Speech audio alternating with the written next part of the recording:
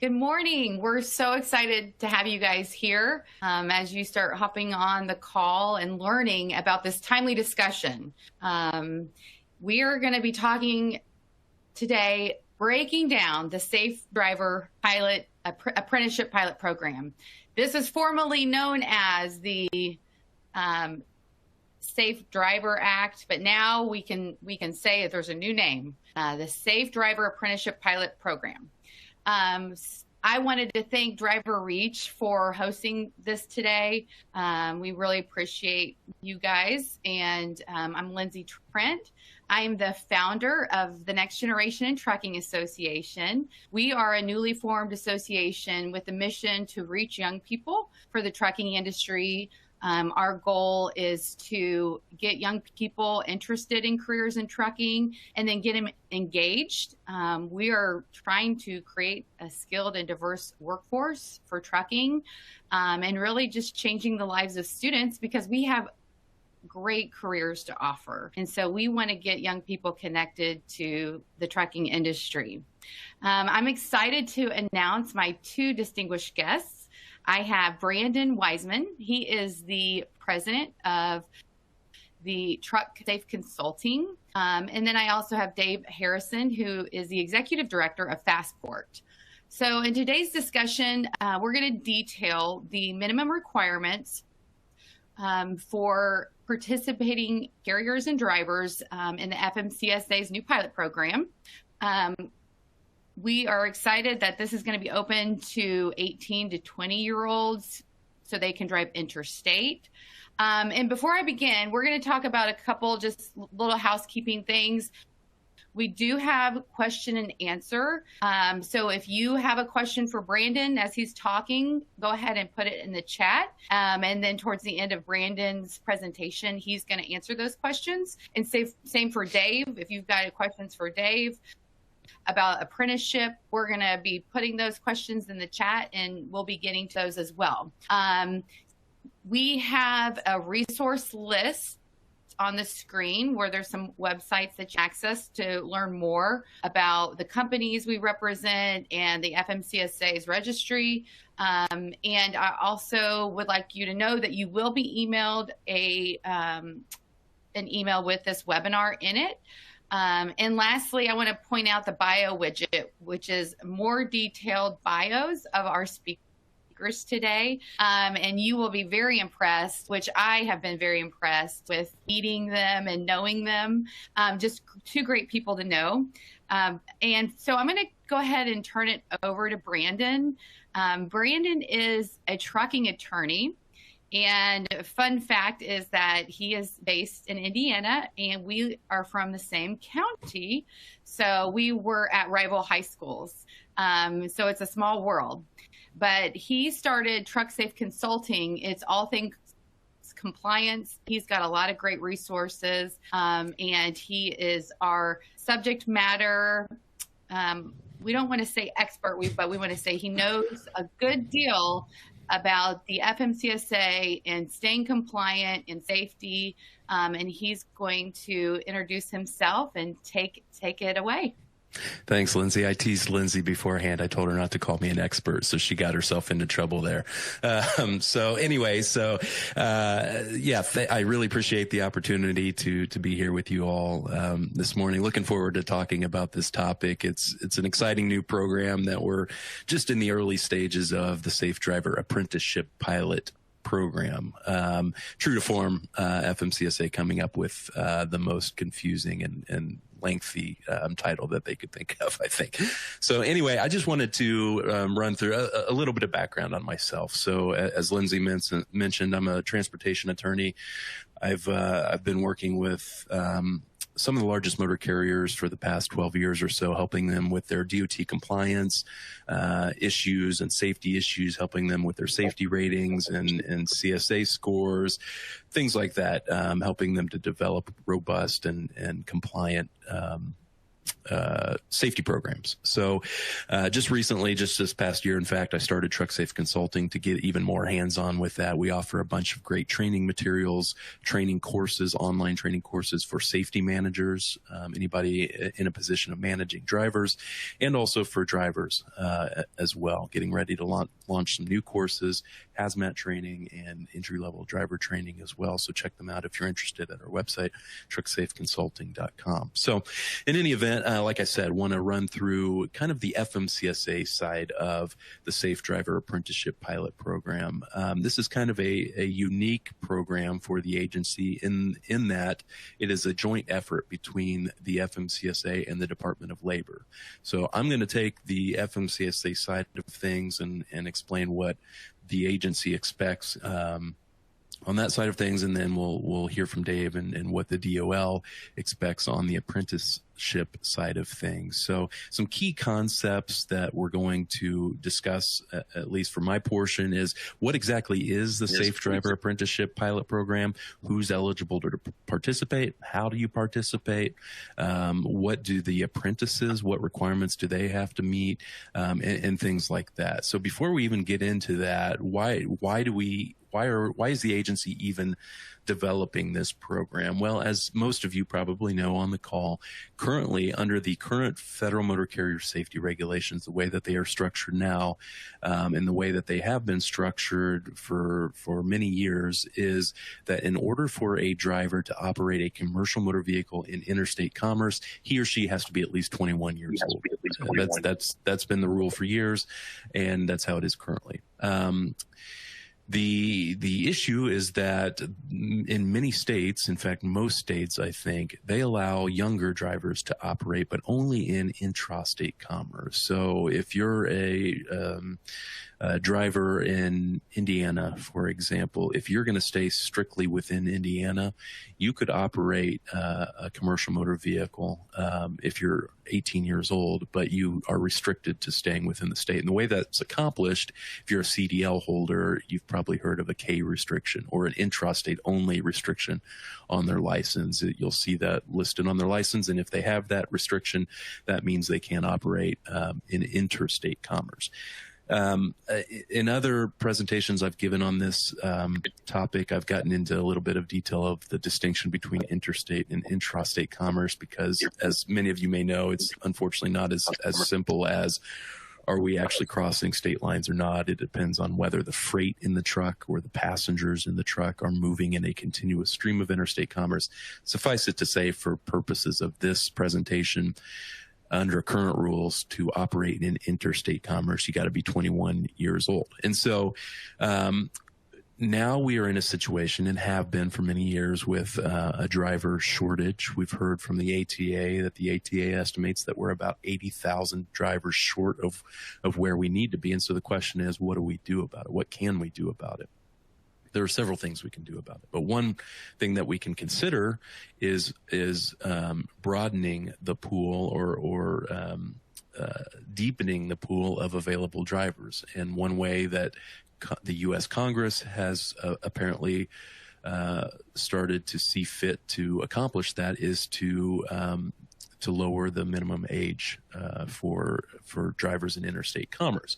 Now, as you would probably expect, there are issues with this, right? So there are plenty of studies out there that show that younger drivers tend to have more safety problems. They're less safe than older drivers, more experienced drivers. And so there are real reasons to not open the pool to younger drivers. And so with that in mind, the agency and Congress saw fit to start this out as a pilot program. And so the way that the FMCSA's pilot programs work is they're kind of limited in scope, and they allow the agency to try something out that's not permissible under the current rules, and to gather data on that, and then to evaluate that data to see if they're going to open it up long term. So that's what the Safe Driver Apprenticeship Pilot Program will be. It's going to open the doors to certain 18 to 21 18 to 20-year-olds to operate commercial motor vehicles in interstate commerce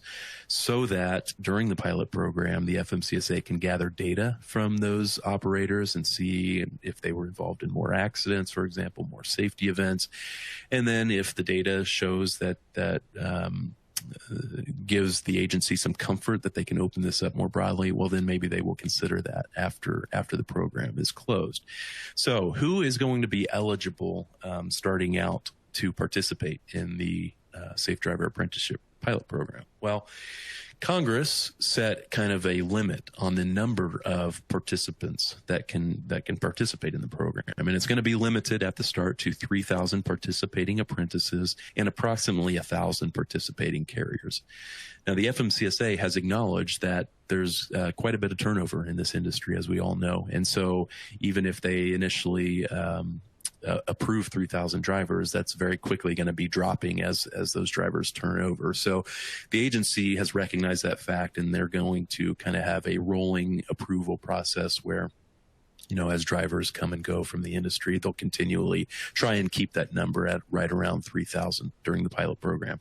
And then they're estimating that to get that number of participating drivers, they're going to have to approve around 1,000 participating carriers who are then going to hire the drivers to operate under their approved program. So it kind of all starts with the motor carrier. The motor carrier is going to be the one that has to be approved first, and then the motor carrier is going to be the one that engages the drivers, who then are also going to be approved. So what do you have to do to be approved as a motor carrier to participate in the program? Well, the FMCSA came out with a notice a couple of weeks ago that kind of laid out the basics of the program. I should note at the start, this program isn't underway yet. We expect it to be underway here in the next month or so would be my guess. They're not accepting applications yet, but they will be soon. So suffice it to say, it's not open quite yet. Will be soon. We don't have a whole lot of answers yet. So if you do have questions, throw them in the box, and we'll try and answer the ones that we have answers to. But in any event, to be eligible to participate, a motor carrier is going to have to meet certain thresholds. And the FMCSA has said, given that this is going to be a limited number of participating carriers, that it's going to prioritize for approval carriers based on their safety performance over time, selecting only those with the highest or best relative performance. So here's some of the things that they're going to be looking for in order for you as a motor carrier to be eligible. Number one, you're going to have obviously a valid US DOT number and operating authority if you require operating authority. If you're a private carrier, for example, if you're hauling your own stuff, you wouldn't need operating authority, obviously, but you still are going to have a valid US DOT number. So that's number one. Number two, they're not going to accept moderate or high-risk carriers. These are carriers that there's a methodology for flagging you as a moderate or high-risk carriers. It involves your CSA scores. It involves things like your out-of-service rates, that type of stuff. So if you're considered to be a moderate or high-risk carrier by the agency, you're not going to be eligible to participate. You can't have any open enforcement cases, any outstanding civil penalties or out of service orders. Obviously, those things would disqualify you as a carrier from participating. And your crash and vehicle and driver out of service rates all have to be below their respective national averages. If you get on the FMCSA's, it's called their Safer website, you can type in, you can also find this information on your CSA account. If you log in, you can see what your crash and vehicle and driver out of service rates are, but this information is publicly available. You can get on the FMCSA's Safer website, you can type in the name or a DOT number of any carrier, and you can see what their crash and driver and vehicle out of service rates are. In other words, how frequently are their vehicles and drivers being placed out of service for safety related violations, and they compare those against the national averages for those. And if you are higher than the national averages in any of those categories, you're not going to be eligible to participate. So those are the disqualifying factors. But even if you're not disqualified, they're still going to prioritize carriers that apply to them based on safety performance. So if they get 3,000 applications from carriers and they got to whittle that down to 1,000, they're going to pick the carriers that have the best safety metrics out there, CSA scores, out of service rates, that type of thing. So that's something to keep in mind. What about driver eligibility? What requirements do drivers have to meet in order to participate? Well, as you would expect, there are certain characteristics that drivers have to meet in order to participate. Obviously, they have to be 18 to 20 to participate. That's number one. And then they have to have a valid CDL. That's another requirement. They can't have any disqualifying offenses. Those disqualifying offenses are listed in the FMCSA's notice. They include things like having had a license suspended in the past, revoked or canceled, having a conviction for a violation of a traffic law other than parking, arising in connection with an accident, or having been convicted of these types of violations: DUIs, failing to take a test when a drug or alcohol test when one was required, leaving the scene of a crash, using a vehicle to commit a felony. These serious traffic offenses and drug and alcohol testing offenses, those will disqualify a driver from participating as an apprentice in this program. And then next up, the driver has to be employed by an approved carrier. So we'll talk about the process for getting approved here in a second. But the driver, you can't just have a driver that's not, you can't have a participating driver who's not employed by a participating carrier. In other words, the drivers can't apply to participate if they're not employed by a carrier who's already been approved. So like I said, this all starts with the carrier. The carrier is going to be kind of the clearinghouse for this. They're going to be the ones that get approved, and then they hire the drivers that they want, the apprentices that they want. And then the driver has to be approved by FMCSA. So let's talk about the process, the approval process, so we can understand how this is going to work eventually. So eventually there's going to be an application. The FMCSA has already drafted an application that's going to request certain information from motor carriers who are interested. They've submitted that draft application to the Office of Management and Budget. They're waiting to get approval to collect that information from OMB, and once that gets approved, then they're going to publish the application, and that application is going to be available for you to fill out if you're interested. So that's going to be the first step. The carrier is going to file their application with the FMCSA, and they're going to provide all of the information that the FMCSA is going to need to make their decision on whether to approve that carrier or not. And then once the carrier gets approved, either before they file their application with FMCSA or during the application process, they're going to have to get their apprenticeship program approved through the DOL. Again, that's a separate prong that Dave's going to talk about here in a little bit. But the FMCSA, for its part, has said that motor carriers don't have to have that DOL approved apprenticeship program in place in order to first apply. They can work on getting that approved as they progress through the application process. So that'll give you a little time, but it is something that you'll have to work on. You'll have to get a DOL approved apprenticeship program. And then once you've got both of those set up, you've been approved by the FMCSA, you've got the DOL apprenticeship program set up, then you will present the drivers that you want to be approved as apprentices to the motor carrier, to the FMCSA, and the FMCSA will take a look at their driving records to make sure that they meet the minimum requirements, and then they will approve the apprentices or disapprove them. So that's how the process will work. Carrier gets approved through the application process. Carrier has a DOL approved apprenticeship program.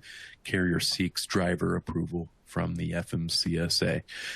All right, so let's say you've got all that set up. You've been approved. You've got your drivers ready to roll. How does the program work after that? Well, there are certain requirements that have to be met in order to participate. We're not just going to set these apprentices loose on the roads without some structure to the program. So motor carriers are going to have some kind of structure in place. And here's the minimum requirements that the regulations set. We're going to talk a little bit as I wrap up about some best practices I think that motor carriers should have in place, even though the regulations don't require them. But here's what the regulations require.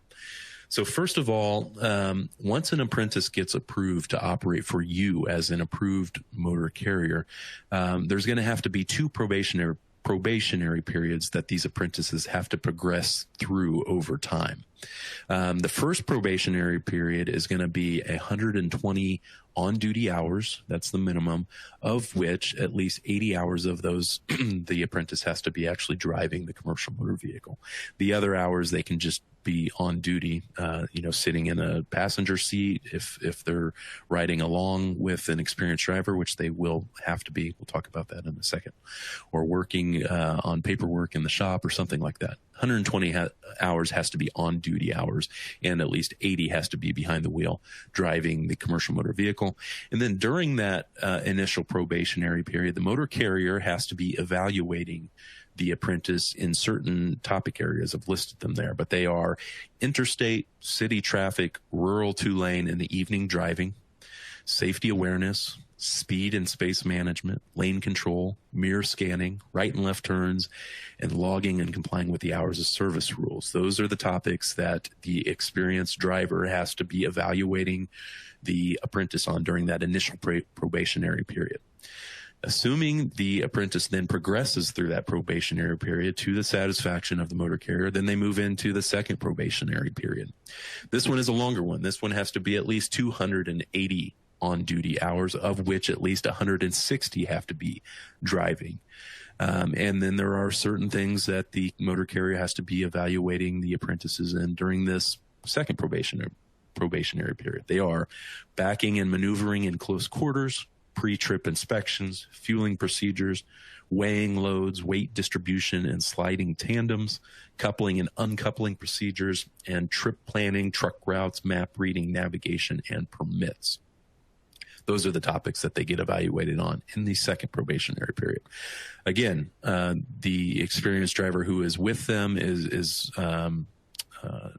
watching them, watching over them, and tracking their progress through all these various areas. Once they complete both probationary periods, then they progress out of the probationary periods, and they are free to operate a commercial motor vehicle in interstate commerce without an experienced driver with them, but only after successfully progressing through both probationary periods. So, experienced driver, what's that all about? Well, it's going to be set up. The program is going to be set up where during those probationary periods, all of the apprentices have to have a quote unquote experienced driver with them in the passenger seat, evaluating them during those periods.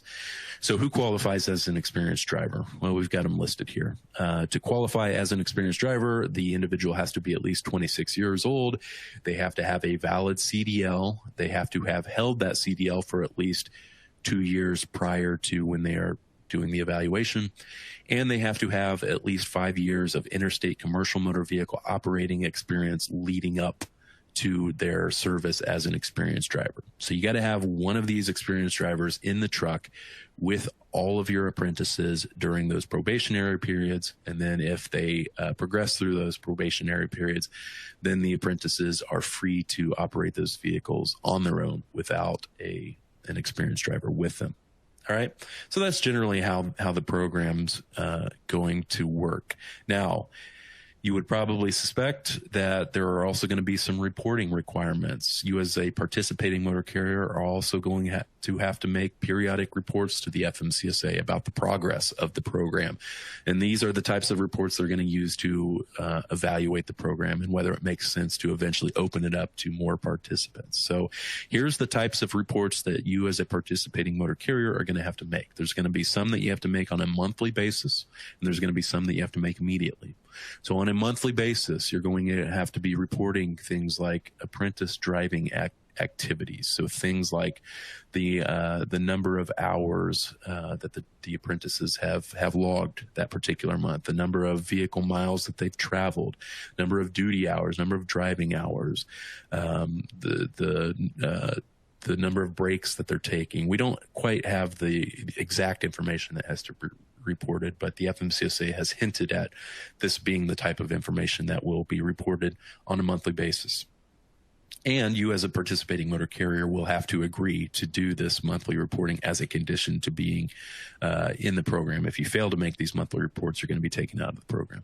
The other things that you have to report on monthly are safety events, any violations incurred by the apprentices, any crashes involving the apprentice, and other safety critical events, and other things, which things like what safety technologies are installed in their trucks. So that's something important that I forgot to mention earlier. So another component of the apprenticeship program is that you as the carrier will have to ensure that the vehicles operated by the apprentices are equipped with certain safety technologies. They are as follows. The vehicle has to have an automatic manual or automatic transmission, an active braking collision mitigation system, a forward-facing video event capture system, and a governed speed of 65 miles per hour at the pedal and under adaptive cruise control.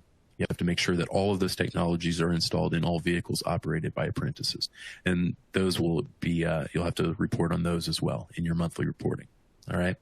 So those are the monthly reports. What things do you have to report immediately? Well, things like crashes with injuries or fatalities, you would have to report those within 24 hours of them occurring involving an apprentice. Any DUIs involving an apprentice. Any kind of program, an apprentice leaving the program, deciding that they don't want to participate anymore, or leaving your employ as the motor carrier, those types of things would have to be reported immediately, and then failed drug and alcohol test as well. Those would have to be reported immediately. So that's the program in a nutshell. There's a lot that goes into it. We only have the initial batch of information from the FMCSA. We will get more information from them as they start to roll out the program and get approval from the OMB to start collecting data from FMCSA. Now, one thing before I address some of these questions, I see them coming in. I mentioned earlier that the rules will set kind of minimum requirements, but that my advice to you, if I'm advising clients who are going to take part in this program, I think you, as a good practice, need to have your own set of policies and your own set of procedures that govern the program. You need to have in my view, you need to have a policy that sets forth, here's how the program is going to work for us as a motor carrier. Here's who's going to be eligible to participate in this program. Here's who's going to be involved in the vetting process from our group. Here's what things we're going to be looking for. Here's what we're going to do if an apprentice has violations. We're going to take this remedial action. Those are important because aside from complying with the rules, you're also, as a participating motor carrier, also worried, of course, as you are with your normal drivers, you're worried about the highway accident exposure. And you're going to have heightened exposure if you're participating in this program. And so you're going to want to have a program that's defensible if, God forbid, one of these apprentices gets involved in a catastrophic accident. So in my opinion, it's not enough that you just follow the rules. You need to have parameters around your program, including things like the proper reporting forms, the policy I mentioned. You're going to want to have experienced driver qualification records that demonstrate that your experienced drivers do in fact meet the qualification requirements. You're probably going to want to have some kind of in-cab documents that you have in the cabs of these vehicles. So if these drivers get pulled over, they can turn those over to law enforcement and explain what exactly is going on here, because that driver's obviously going to have a K restriction on their license still, and that officer may not be familiar with the program, and that could lead to violations for you. So you're going to want to have something that explains it to the officer. Now, the FMCSA, once they approve drivers, they're going to give those drivers a specific exemption, and a copy of that exemption should be kept in the cab of the truck. But I think it would also be wise to have just an explainer document that says, this driver's working for us. We're an approved participant in this program. Here's a copy of the driver's exemption. He's got an experienced driver with him, that type of thing. So, at Trucksafe Consulting, we've developed that compliance package, the documents we think are important for those carriers to have with them and to roll out. So if you're interested in that, members of Next Gen Trucking get access to that packet. So I'd encourage you to check them out. And if you're not already a member, to consider becoming a member, you'll get access to that. In addition to access to a lot of other great things that they're doing there. But if you're not a member and you still want access to them, you can find them over at our website, trucksafeconsulting.com, or give me a call and we'll talk about it. So let me look at a few of these questions before I turn it over to Dave, and he could talk about the DOL side of things here. So I'm reading these live. This should be fun. Let's see. If the apprentice completes 2 probationary periods successfully, will they obtain a specific CDL license? No, that's not how it'll work. So they don't get any kind of licensing through this process. They still got to go through the normal process, the DMV process, to get their license, which coming up here, this is a completely separate topic, will involve some kind of entry-level driver training, some uniform entry-level driver training.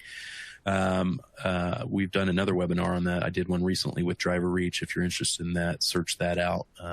Doing one if you're a member of the Indiana Motor Truck Association, doing another one on that topic tomorrow. So there's a lot that goes into that CDL process. This apprenticeship program, think of it completely separate from the licensing process. They won't get any licensure after completing this process. What will identify if they are a successful apprentice? That's where the FMCSA hasn't yet said what, you as the motor carrier have to be evaluating them in these various topics areas as they progress, but there's no particular form that you have to use to show that they actually progressed. So one of the things that we've included in our compliance packet is an assessment form where you as the motor carrier can tick off that they successfully completed each of these topics. Then you've got that in the file to at least show something in the record that they've completed it. Here's another question. May have missed the insurance qualification. How will they handle that? Well, at a minimum, you as the participating motor carrier are going to have the minimum insurance levels that the FMCSA requires to have your DOT number and your operating authority. So from an FMCSA standpoint, that's how it's going to work. Here's the thing I'm a little concerned about, whether commercial insurers are even going to write policies are going to have coverage for carriers that have these apprenticeship programs. That's something you're going to have to talk with your insurer about. I'm a little concerned that I haven't heard anything from insurance groups of whether they're going to insure these drivers. So that's something that needs to be figured out sooner rather than later. So talk with your broker, talk with your insurer, make sure that you're going to have coverage for those drivers if you bring them on board. Can you repeat the truck requirements? Yeah, so here's the truck requirements. If you want to see these in writing, we've got them on a blog post over at trucksafeconsulting.com. But here they are again real quickly. The trucks have to have an automatic transmission. They have to have active braking collision mitigation system. They have to have forward-facing event capture systems, forward-facing cameras. And they have to have a governed speed of 65 miles per hour. Those are the truck requirements. What would your recommendation be when kicking off a general apprenticeship program? Do you think this would be a good rule of thumb to start with? My recommendations are consider that compliance package. I would, if nothing else, even if you don't buy the compliance package from us, I would recommend you put in place a policy that dictates the parameters for your program, how it's going to work, who you're going to consider eligible, how the experienced driver is going to work for your group, and you need to have the proper reporting forms. So you need to get all of the paperwork stuff in place, and then in terms of kicking things off, we're also going to recommend you do training with these drivers. You got to keep in mind where these drivers are coming from. They have very little, if any, experience. So I would recommend you build into your policy a requirement that you provide them certain training. So those are the things you need to be thinking through.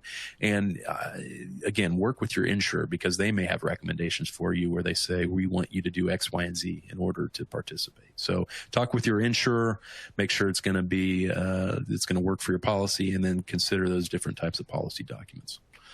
Somebody says, can you provide the technology required on the vehicles? Just did that. Are the reports for the carriers required until the apprentice turns 21? Yeah, once the driver turns 21, good point. Once they turn 21, they're no longer in the apprenticeship program. Now they are just a regulated driver. So they won't be considered apprentices anymore. They would be considered a driver who's eligible to be qualified by you to operate in interstate commerce. Are there any time limits for periods 1 and 2? No, the rule so far doesn't set any required. No, what am I saying? They do have the time frame. They gotta you gotta meet the required time limits that we mentioned, the 120 on duty hours.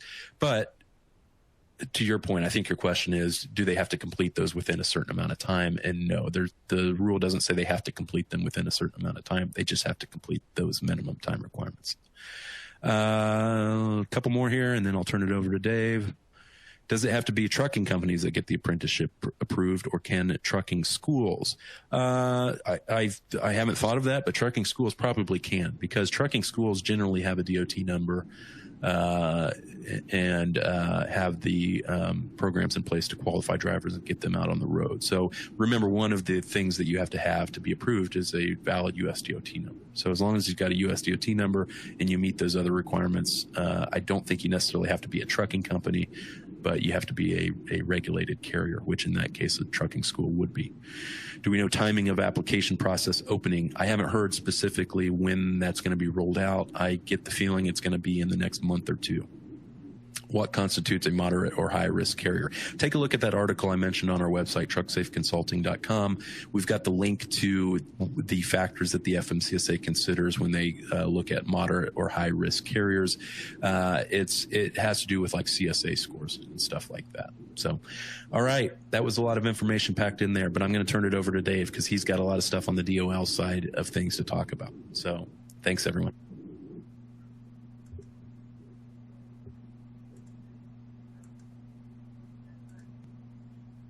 Hey, thank you, Brandon. That was fantastic. My name is Dave Harrison, Executive Director of Workforce Development at a company called Fastport, which is a industry intermediary designated by the Department of Labor to provide and expand registered apprenticeship across transportation, distribution, and logistics sectors. Specifically, I serve on the White House Task Force for Driver Shortage and Supply Chain Task Force. And my organization is specifically identified by the White House Department of Labor on the 90-day challenge. If you're unfamiliar with that, you might type in Google search White House 90-day challenge trucking shortage. There's a lot of information on that. We have had 200 plus employers engage with us and multiple education entities since that started in late December, and we've expanded apprenticeship quite significantly. I'll talk a little bit more about that in a minute because I want to talk about compliance issues on apprenticeship. Basically, I'm going to sprint through some of these slides because it's a little bit about us. The services we provide to any entity in space at no cost. We're paid we're federal contractors is what we are, and so we develop an entire array of services on registered apprenticeship and workforce development for employers and school organizations, et cetera. And I see some people in the asking questions like Rob Binke and others who I know personally and have been involved in developing drivers for many, many years. We're government partners in many spaces, especially the veteran space, but as well as both with the DOT and the DOL. If we are an intermediary, basically we provide a streamlined process to get your program approved and operational. And I'll cover more of that in a little bit. This is what we've done, and these numbers are literally about to change. This month we'll be over 16,500 apprentices. We'll be at 32 occupations, and with what we've got working currently with the 90-day challenge and what is being approved right now, we'll be at 100 industry organizations before the end of, before mid-February.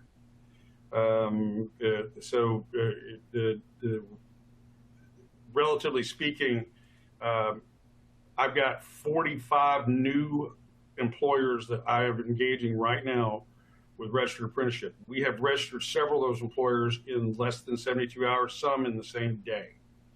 An employer who's ready to operate in this space, we make it very simple and a very direct process. As was alluded to earlier, that you didn't have to have an apprenticeship in place in order to apply.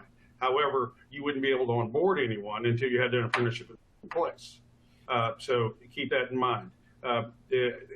As far as specific definitions that do matter here, we've got what an apprenticeship is. And this goes to the question that was asked earlier about CDL schools. A CDL school or a community college, et cetera, can act as a program sponsor for apprenticeship. However, apprenticeship is an employed process. It's an earn while you learn. A DOL apprenticeship must have an employer-employee relationship. So unless that CDL school also operates trucks in some capacity and pays that person as an employee, then the CDL school itself wouldn't be the applicant in this process because it has to be the employer-employee relationship. That being said, For example, we have multiple national program standards. Next Generation Trucking has one in conjunction with Fastport, as well as American Trucking Association, as well as National Association of Publicly Funded Truck Driving Schools. TCA is working on final approval on one. FMI is working on final approval one. We're working on one with the Trucking Alliance as we speak. We've also submitted one for the Minority Professionals Truckers Association, pending approval as well. We've submitted one for the North American, well, actually not submitted, as of yesterday approved, the North American Punjabi Trucking Association as well. Relative to that statement, this is what's important. The work process or training process or the training program assessment tool, which is a competency-based assessment tool, aligns with what Brandon was talking about. To some extent, I'm certain that aligns with a checklist for employers. The idea with that is that it has direct alignment with the Department of Labor, direct alignment with DOT, direct alignment with the entry-level driver training requirements, and it meets all of the requirements for the apprenticeship for the under 21 program that's coming out. Give a little context. There was a previous under 21-year-old program that was the military under 21-year-old program, and many of the same equipment standards and reporting standards are very similar to what's being reported here. There's employers who have already engaged in this and been engaged in this successfully. It was a pilot to prove that the people of this age could operate successfully in that space. And I'm going to get on a soapbox just for about 30 seconds, and then I'll get off of that.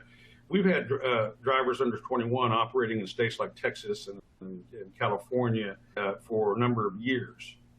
And if you compare that to, say, someone under 21 in Delaware, who in 30 minutes could be in 4 separate states, but they can't. It's not feasible to employ someone in that space. However, someone could be in Texas and not cross the state before they got to shut down and for hours of service, et cetera.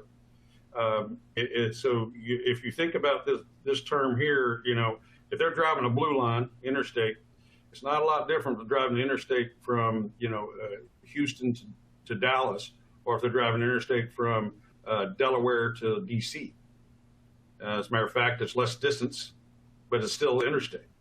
The other part of this is if you take the advancements on collision avoidance systems, and those same companies that have previously been approved in the military under 21-year program, they all have those tools at hand with their equipment and had it prior to participating. But if you look at the changes in crash data that has happened since 2014, since the 80% increase in crash avoidance system, you've seen a significant drop in safety issues and crashes. So I think if there's a time to do this for the under 21-year program, it's now. I think we have to find new populations to bring in, and we have to start engaging them in an earlier age, or we're all going to be in trouble in this industry going forward. As simple as that. Now I'm off my soapbox on that one. Core components of registered apprenticeship. It's essentially, it is on-the-job training with related training instruction. There's a skills gains that is in process, and a national occupational credential that is received. There was a question earlier that Rob Binke asked about when does the program end at 21? I want to clarify the Department of Labor side of that discussion. On the Department of Labor side of that discussion, you've got 3 kind of apprenticeship programs. You have time-based, which virtually no one is doing now, and I would not recommend. You have the same program that has been approved by DOL, FMCSA, ATA is adopting, Next Gen's got, TCA is adopting, et cetera, et cetera, et cetera, is a 2-year alignment competency-based program. However, that doesn't necessarily cover someone who's, the 18 to 21-year category. But what if you hire someone that's 19 years old or 20? They have to go into this program. Their apprenticeship is not necessarily up until they've hit the competencies that that are aligned within the work process schedule or the apprenticeship. So in the cases of someone automatically become 21 and they're out of the program, they are no longer considered an under 21-year-old driver. It doesn't necessarily mean that they've graduated the apprenticeship yet until the employer has determined that they have met those competencies. So two things have to happen. They have to hit 21, and the employer has to assess they've met the competencies in that same timeline, if that makes sense. So they could technically not have met a competency and then get past the 21-year program. You could hire somebody who's 20 years old or 20 and a half, and they turn 21 in 6 months. Doesn't mean that they've finished and completed everything they need to do, nor would I do that as an employer for my own protection and liability sake, even if that was an option. I'm not a lawyer, but I sure wouldn't do that. Apprenticeship myths and truths behind them. Apprenticeship programs are just for skilled trades. No, that's not true. There's 13,000 plus trades, everything from white collar, blue collar, no collar, completely. Apprenticeships are just for large companies. I'm working with half of the top 100 trucking companies in America right now, in one way or another, apprenticeship wise. And I'm also working with about 50 what would be considered mom and pops. So no, that's not necessarily the case at all. It varies from one organization to the next, and things are tailored for each organization. So it's not like that you are forced to pay at a certain structure or forced to, your selection criteria in this case will only be determined by the minimum standard set by the FMCSA or DOT for the under 21-year program. Anything beyond that is your choice as an employer. Apprentices staying once they've been trained. 93% stay all the way through the apprenticeship window. That's across 1 million plus apprentices on 23,000 apprenticeship programs, and about 89% are there 9 months to a year later. We've seen in trucking about a 25% jump in retention on any company that addresses their workforce demands through apprenticeship. My company cannot afford an apprenticeship program. Look, this is real simple. If you're training people now, you have an apprenticeship program. You just haven't formalized it. This should never cost you more than what you are or you're willing to spend to meet your workforce demands. And what I mean by that, if you're training people now, you're not real. There's no real up cost to this at all. If you're not training people, as far as apprenticeship goes, if you're not training people, then that is a pivot that you've decided you need to make as a business in order to meet your workforce demands. And this is a tool that allows you to do it. It may let you do it at less cost and certainly with less turnover. I'm going to skip through this because I just covered several of those things. As far as the benefits to employers, besides the skilled workforce retention, I've already talked about some of this. Improved productivity. There's all sorts of data on this. I encourage anybody to go to apprenticeship.gov, read every research and every case study as well. If there's a question, if you got an individual question, I'm available, especially as it applies to trucking companies in their transportation. Functionality for a company who's not involved and thinks it's going to be too onerous.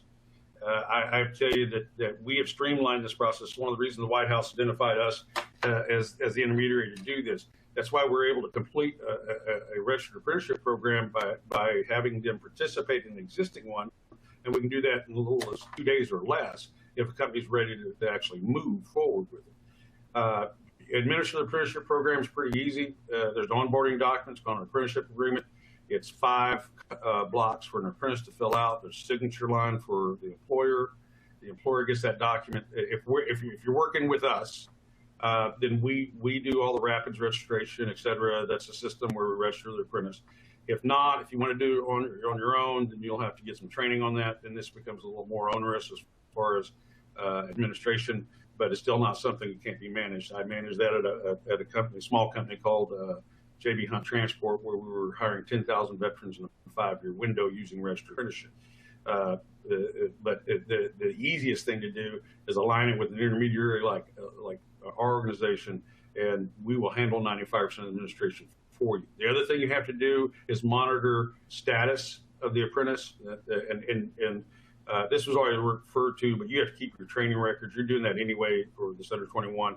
But regardless, any apprenticeship program, training record collection and storage is a requirement. And plus, if you're not, you're just opening yourself up to a whole bunch of liabilities later. But you set your own minimum qualifications for hire, promote equal opportunity, basically hire everyone equitably, treat everyone equitably while they're employed. Any related training instruction, i.e. what you get schools, et cetera, which those you're already doing if you're an employer. On the job learning, you're going to do that. There's going to be a first seat, second seat. Then beyond that, there'll be a dispatch driver, fleet manager, whatever you call them, relationship with the employee / apprentice. That provides that requirement there, and evaluate the apprentice at regular intervals. Hence the monitoring of their competencies and their training. And you must have a progressive pay scale, meaning it doesn't matter. It's your pay scale. No one defines that for you, but you must have an entry rate, and when they come out of the program, must be a higher rate of pay. What that rate of pay is entirely your choice. I'm gonna skip right through this. I'm going to talk about military candidates for a minute, because this won't really apply to most of the under 21s, but it does, especially on because they're going to extend this from the military program forward, which really goes to the employer, the Guard and Reserve, more than anyone else. But those employers who are involved in apprenticeship, they don't have to be involved in apprenticeship only for the sole purpose of the under 21-year program. It's open for everyone. You can apply this same apprenticeship towards this. That's the wonderful thing about the way it's designed, is you can use this for any population. And one of the strong reasons that employers should use registered apprenticeship is that anyone in transition from the service for any veteran who has GI Bill eligibility, they can draw a GI Bill benefit of monthly housing allowance for every single month they're working for an employer that is a registered apprenticeship provider. That varies on location how much it is, but it averages a little $1,500 a month. It averages about $15,000 a year the first year. So if you're an employer and you're looking to engage U.S. military in transition, that's a strong recruiting and retention tool. If they can make $1,500, that you don't have to account for. Only thing you have to account for is the hours that individual works, and that's an electronic form that takes less than a minute, and the pay goes directly to that individual. So if one of the reasons I got into registered apprenticeship primarily was that purpose right there. Also, employers are eligible once they become registered apprenticeship program to get on the eligible training provider list. Also, they're eligible for tax credits. There's about 14 states that have tax credits right now, tuition support. There's also veteran tax credits. And under the ETPL, you are eligible to go after WIOA dollars, as well as other funding apparatuses, which some have already come out. The DOT just announced $38 million going to states to help people get CDLs. There's some other funding that's coming this spring. I expect some announcements actually shortly. That will make a significant difference as far as helping the process of training those who have very little or no experience. There are multiple resources listed here. This will be part of the presentation deck that will be made available. And there's my information. If you are interested in exploring apprenticeship in any way, shape, form, or fashion, that's what my job is. And my job is to make it as easy as possible. It's you functioning in this space very quickly. Are there any questions? Yeah, and I have got some questions for you. Chris says that they participated in the under 21 military pilot program and they were happy to do it. They heard that there was only a handful of carriers that did it. He understands this is open to non-military. What are your thoughts, Dave, obtaining 3,000 participants? Do you think that's going to happen? I think it's going to be very slow. We know there's not that many under the military program, Chris, as you know. I think that one of the things that one of the things that we have requested is that the state share a list of the under 21-year-old CDL holders now. Of course, current employers don't want that to have that to happen if they're not operating on an interstate basis. But if they're going to do anything with this, we have to have a sample population. So this is one of those, greater good kind of things. I think that the states don't have to turn that information over, as you know, but we hope they do. The other part of this is, and Chris, this goes to something that has been discussed before, and I think you were part of some of these conversations, and we'll continue to discuss. And Warner needs, as they always have, serve as a leadership type role in this space. That industry alone is not going to be able to pivot and help next gen trucking or do everything they need or on their own to outreach to 18, 19-year-olds and 20-year-olds. There needs to be a public-private partnership there. Either the public sector, the government has to offset costs upon entry so that the private sector can go engage that in a robust way, so they're not spending all their money on recruiting and retention. Or the federal side is going to have to do that on behalf of the industry. There is an acknowledgement of that in all the truck driver shortage meetings, et cetera. I don't know what they're going to do about it, but I urge anyone that has a voice to share that with anyone who can affect a decision inside the Beltway, especially now, because your words will matter more at this moment than they have any time in history. I promise you. Thank you. Okay, will there be preference, like a base state, for accepting motor applicants into the program? No, there's no preference by geography. As far as the under 21 program, it's really going to be based off of safety ratings first, more than anything else. And as far as the apprenticeship, there's not any geographic confines anywhere in the 48 or territories, actually in the 50. Okay. Can you repeat your statement about the role of training schools or community colleges who play in this apprenticeship pilot? Hi, Julius. How you doing? As far as apprenticeship itself, registered apprenticeship is an employee process. So it requires that there be an employer and an employee. A college can serve as an Ivy Tech, I believe, has done this before. I'm certain they have. I know they have. But a college can serve as an apprenticeship sponsor. But unless you're employing someone, to operate that occupation, i.e. a truck driver, then you're not really the one applying for approval with the FMCSA, nor are you the apprenticeship provider. You're the apprenticeship sponsor. There's a difference. Now, you can be a sponsor and have multiple employers, like Fastport is a sponsor, and we've got 80-plus employers who work with us in our apprenticeship program.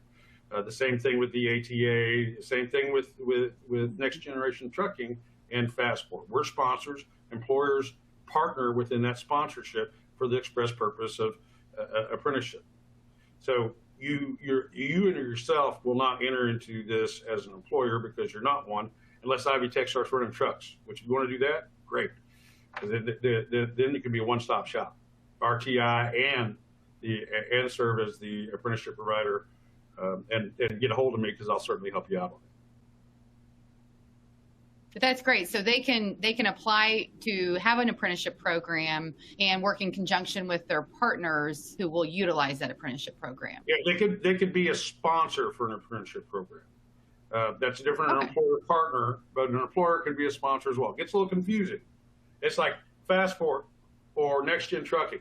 Neither one of us has a trucking asset at all.